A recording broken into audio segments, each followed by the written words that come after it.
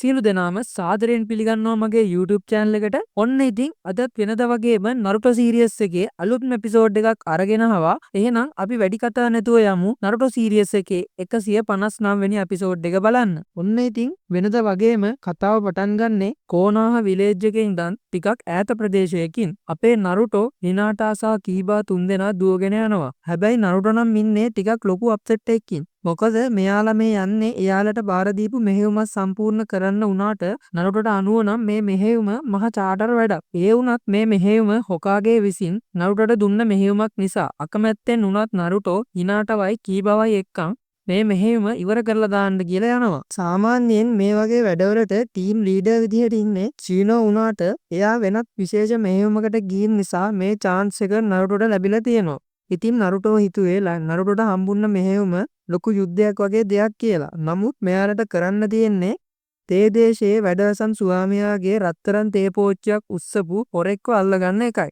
අපි වගේ සුපිරි නින්ජලා තුන්දෙනෙක් යවන්න ඕනද මේ වගේ පොඩි හොරෙක් අල්ලන්න කියලා නරුටෝ දිගටම කෑ ගහනවා. කීබත් කියන්නේ මේක ෂුවර් එකටම විනාඩි දෙකෙන් ඉවර කරන්න පුළුවන් වැඩක් වෙයි කියලා. කොහොම වුණත් හිනාටා එයා හදපු කෑම ටිකක් දීලා නරුටෝ සනසන්න හැදුවත් නරුටෝගේ හිතේ තියෙන මෙහෙයුමට යන්න තියෙන අකමැත්ත නම් අඩු වෙන්නෙම නැහැ. ඊට පස්සේ මේ තුන්දෙනාම ගල් දේශයට පිටත් වෙනවා. ඔන්න දැන් ඉතින් අපේ නරුටෝගේ ටීම් එක මෙයාලගේ ඉලක්කයේ තියෙන ප්‍රදේශයට යනවා. මේකට කියන්නේ ගල් දේශය කියලා. නම වගේම තමයි මේක පාළු ගල් පර්වත වලින් පිරුණු ටිකක් බය හිතෙන විදිහේ පරිසරයක් තියෙන තැනක්. හරියට නිකන් හොලිවුඩ් කව්බෝයි ෆිල්ම් එකක පසුබිමක් වගේ. මේ අය නගරයට ඇතුල් වෙනවත් එක්කම මෙයාලා දකිනවා දැන්නුම් පුවරුවක් ගහලා තියෙන ලොකු වෝන්ටඩ් පෝස්ටර් එකක්. ඒ වෝන්ටඩ් පෝස්ටර් එකේ ඉන්නේ ගොසුන් බුකි කියලා මිනිස්සෙක්. නරුටෝලා හොයන මේ තේපෝච්චි හොරත් මේ ගොසුන් බුකි තමයි. හැබැයි ප්‍රශ්නේ තියෙන්නේ මෙතන ගහලා තියෙන වෝන්ටඩ් පෝස්ටර් එකේ මේ මිනිස්සයව අල්ලලා දෙන කෙනෙක්ට රියෝ මිලියන 3ක තෑග්ගක් ලැබෙනවා කියලා සඳහන් වෙලා තියෙනවා. දැන් නරුටෝට සහ කීබාට ප්‍රශ්නයක් එනවා.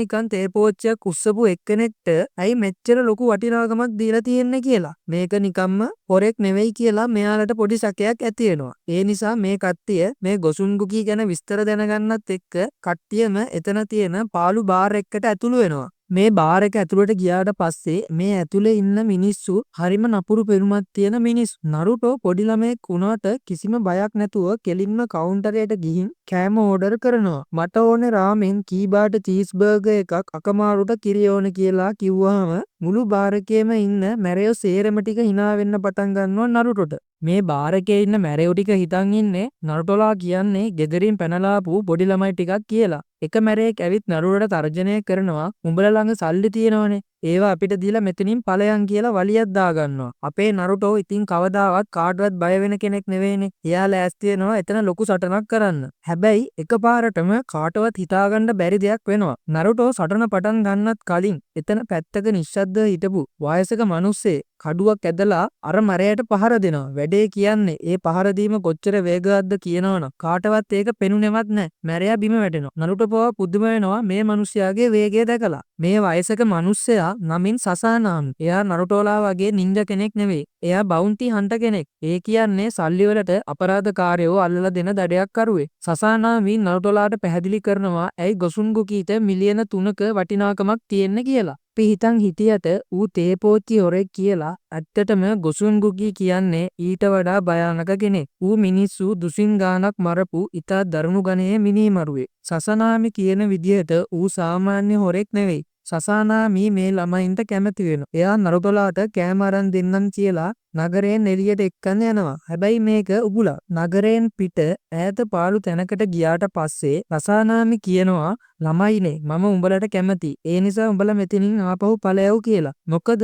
ගොසුන්ගී කියන්නේ සසනාමිගේ ඉලක්කය. නරුටෝලා මේකට මැදිහත් වෙලා මැරෙනවා දකින්න සසානාමි කැමති නෑ. ඒත් නරුටෝ කියන්නේ එහෙම වැඩක් ලේසියෙන් නතරලා දාන කෙනෙක් නෙවෙයිනේ. සසානාමි එයාලව දාලා ගියාට පස්සේ නරුටෝ කීබා සහ හිනාටා තීරණය කරනවා කොහොම හරි ගොසුන් බුකිව අල්ලගන්න. කොහොම හරි සසානාමි ගොසුන් බුකී ඉන්න තැන හොයාගන්නවා. හැබැයි එතනදී ලොකු සටනක් ඇති වෙනවා. අපි හිතුවට වඩා සසානාමි ගොඩක් බලවත් කියලා ගොසුන් බුකී ඊට වඩා කපටි සහ බලවත් කෙනෙක් බවට පත් වෙනවා. ගොසුන් බුකී ගාව තියෙන්නේ අමුතුම බලයක්. ගොසුන්ගුකී පාවිච්චි කරන්නේ නේල් ජුට්සු එකක් හෙවත් ඇන ගැසීමේ තාක්ෂණයක්. එයාට පුළුවන් එයාගේ නියපොතු උන්ද වගේ විදින්න. මේ ප්‍රහාර හමුවේ අපේ දක්ෂ දඩයක් කරුවා සසානාමි පවා අසරණ වෙනවා. ගොසුන්ගුකී සසානාමිව බිම දාගෙන මරන්න හදනකොට වෙලාවට එතනට අපේ නරුටෝ කඩාපවත් වෙනවා. නරුටෝ එයාගේ ෂැඩෝ ක්ලෝන් ජුට්සු එක පාවිච්චි කරලා ගොසුන්ගුකීට පහර දෙනවා. තමන්ට තනියම මේ සටන දිනන්න බැරි බව තේරුම් ගන්න ගොසුන්ගුකී එතනින් පැනලා යනවා. හැබැයි සසානාමි බේරෙනවා.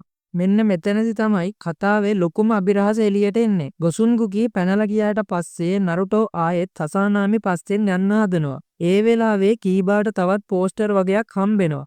ඒ පෝස්ටර් එක දැක්කාම කීබා සහ හිනාටා හොඳටම බය වෙනවා. ඒ වෝන්ටඩ් පෝස්ටර් එකේ ඉන්නේ වෙන කවුරුවත් නෙවෙයි. මෙච්චර වෙලා මෙයාලට උදව් කරපු මෙයාලා හොඳයි කියලා හිතපු සසානාමි. හැබැයි පෝස්ටර් එකේ එයාගේ නම තියෙන්නේ ටෝකීචි කියලා. විස්තරේ හැටියට මොහු මුළු පවුලක්ම මරලා දාපු දරුණු ගණයේ අපරාධකාරයෙක්. නරුටෝට මේක විශ්වාස කරගන්න බෑ. නමුත් හිනාටා එයාගේ බැයගු ගන් වලින් දැක්කා සසානාමිගේ ඇඟේ තියෙන රහස් සලකුණ. පෝස්ටර් එකේ තියෙන විදිහටම අපරාධකාරයාගේ පපුවේ තියෙන කුරුල්ලෙකුගේ හැඩේ සලකුණ සසානාමිගේ පපුවේ තියෙනවා කියලා හිනාටා තහවුරු කරනවා. දැන් ඔයාලට ප්‍රශ්නයක් මතුවෙනවා ඇති. ඇත්තටම මේ සසානාමි හොඳ කෙනෙක්ද? නැත්නම් මෙයා නරුටෝලව රැවට්ටුවද? එයායි ගොසුන්ගුකී පස්සේ පන්නන්නේ. ඇත්තට මෙයා අපරාධකාරයෙක්. මේ හැම ප්‍රශ්නයකටම උත්තර ඊළඟ එපිසෝඩ් එකෙන් අපි බලාගමු. එහෙනම් අදට මම මෙතනින් නවතිනවා. ඊළඟ එපිසෝඩ් එක හෙට දානවා. හෙට ඔයාලට ඒක බලන්න පුළුවන්. එහෙනම් channel එක subscribe කරපු නැති කට්ටිය subscribe කරලා තියාගන්න. එහෙනම් අපි හෙට 160 වෙනි එපිසෝඩ් එකෙන් හම්බ වෙමු.